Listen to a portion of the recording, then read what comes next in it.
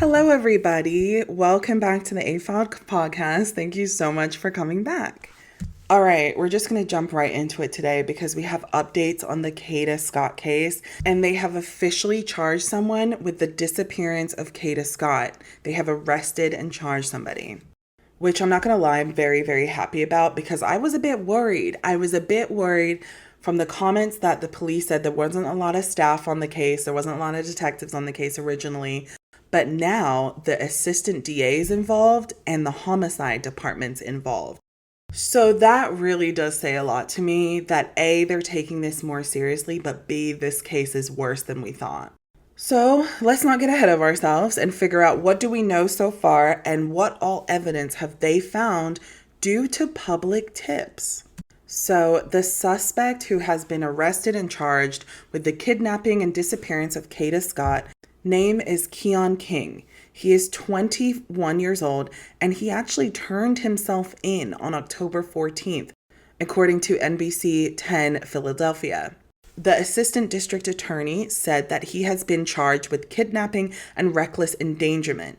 The police and assistant DA believe that King and Scott were in communication before she disappeared. Now, do you guys remember from the first video how I said how Kada Scott confided in her friends and loved ones that someone was harassing her on the phone?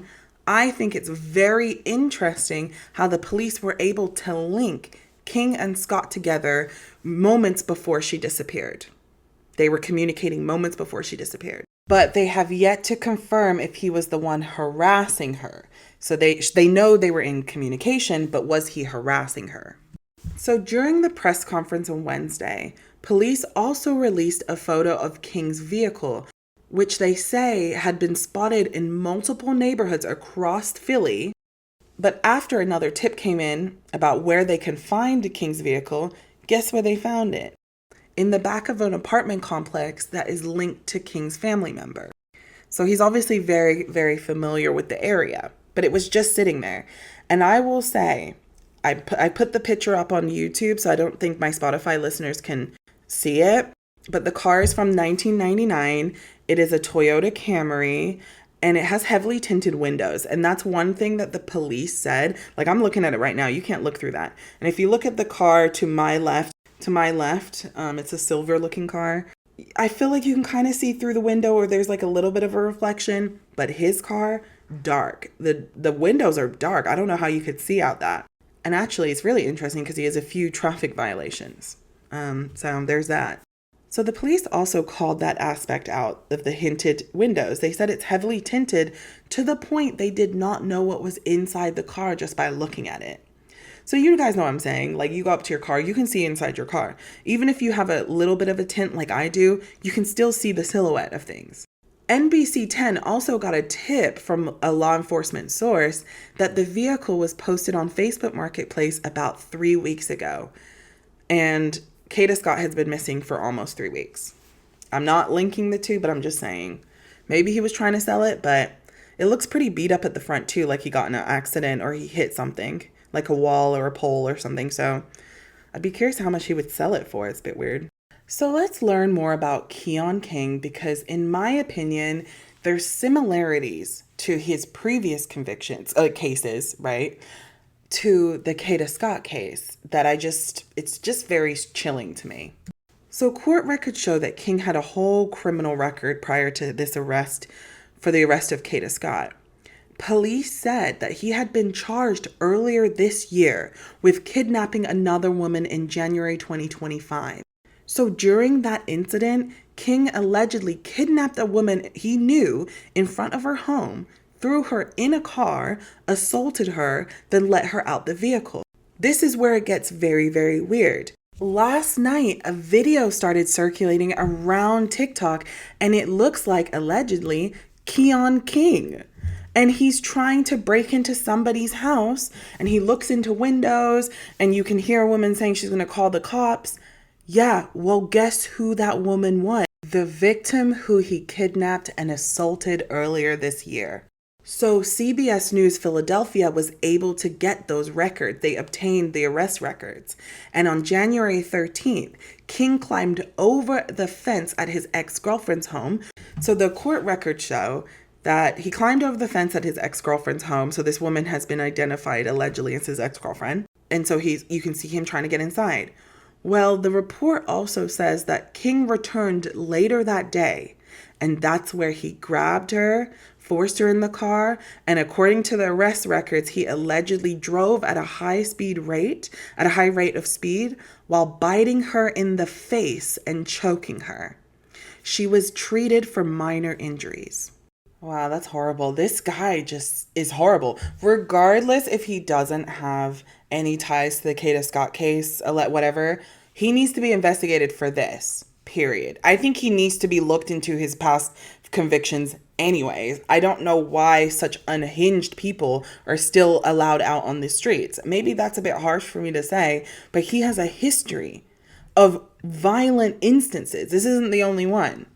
Now, where this gets a bit tricky is that charges were filed on April 25th, so April 2025 of this year, on the 25th day, but the charges were withdrawn in May because the victim did not show up to the hearing. Listen, she was probably scared for her life. This guy is obviously a danger to society. She knew that. He could have threatened her family. There's another woman you can hear in the video saying, I'm going to call the police or something like that. And this is a very, very scary case. The fact that Kada Scott is still missing and she's disappeared, and this man may be in contact with, or may be linked to it, and he has a prior history of kidnapping allegedly, I would be terrified. And this is just what we know from this year. He has prior convictions years before this. But the good news is the assistant district attorney was able to refile the charges. So not only is he in question and up against charges in regards to Kada Scott, but he now is going to be standing charges and have a hearing in regards to his ex-girlfriend, the other victim of his, right? They have now set his bail at $2.5 million cash. So not only is his bail basically who's got 2.5 million just sitting in their bank cash. So that also gives signs that they have enough evidence to prosecute him. Just to wrap up, they now have a man in question for the disappearance of Kada Scott.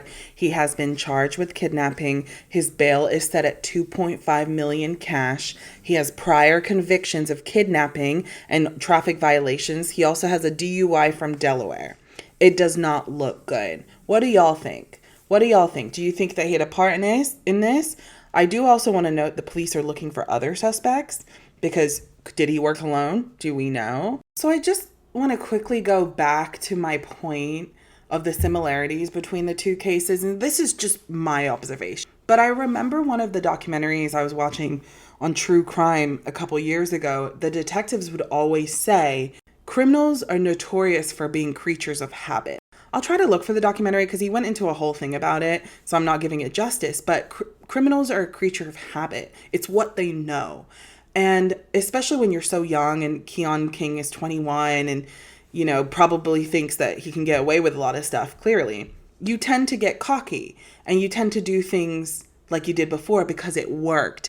So yeah, I just think the similarities of how the ex-girlfriend was kidnapped to how what we know right now of Kada Scott, of her getting kidnapped right outside her work and potentially forced into a car herself. Yeah, it just doesn't look great when you put it all together. So I also just want to point out public tips are working. They were able to recover some evidence, some very, very credible evidence at an abandoned middle school. So we're definitely going to keep the pulse on that as they haven't released what evidence yet. This is really sad. But the goal here is we are still looking for Kada Scott. We are still looking for her. She is missing. She has disappeared. And this is getting really scary because we're going to be entering week 3 soon.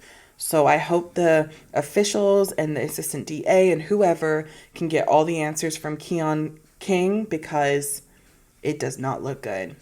Thank you all for listening. Let me know what you think in the comments. Please like and subscribe, and we're definitely going to keep the pulse. I'm not going to stop talking about Kada Scott as they haven't released what evidence yet. This is really sad, but the goal here is we are still looking for Kada Scott. We are still looking for her. She is missing. She has disappeared. And this is getting really scary because we're going to be entering week 3 soon.